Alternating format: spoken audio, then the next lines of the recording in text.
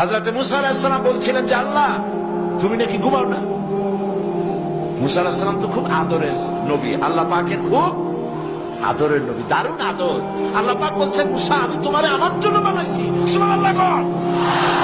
কোরআন শরীফে আছে আল্লাহ পাক বলছেন মুসা আমি তোমারে আমার জন্য বানাইছি। তোমাকে যখন তোমার মা দরিয়ায় ভাসায় দিয়েছিল আমি তোমার বাক্সর দিকে তাকাইছিলাম। সুবহানাল্লাহ। আল্লাহ যদি বলেন আমি তাকাইছিলাম, সুবহানাল্লাহ। তোমারে আমার জন্য বানাইছি।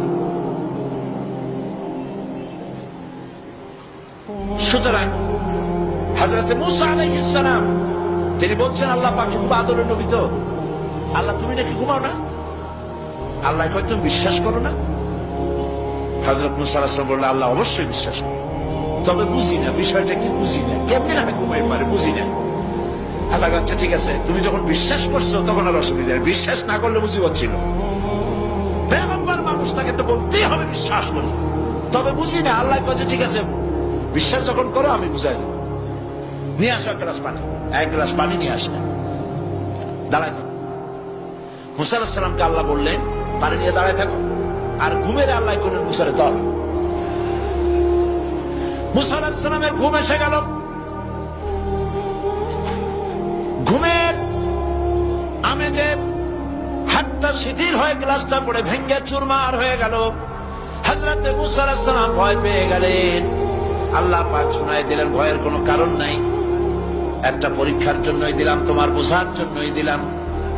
তুমি যেমন এক গ্লাস পানি নিয়ে একটা গ্লাস নিয়ে এক মুহূর্ত দাঁড়াতে পারলে না, ঘুম আসলো আর হাত থেকে পড়ে গ্লাসটা ভেঙে গেল। মুসারে তুমি বুঝে নাও, তুমি জেনে রাখো তামাম সৃষ্টি জগৎ তোমার আল্লাহ আল্লাহ রব্বুল আলামিনের হাতের মুঠার মধ্যে রয়েছে। আল্লাহ রব্বুল আলামিন যদি ঘুমায় যান এই পৃথিবীর আকাশ এবং জমিনের সব ট্রাফিক কন্ট্রোল আল্লাহ পাক নিজেই করেন। যদি তিনি ঘুমায় যান সব শেষ হয়ে যান।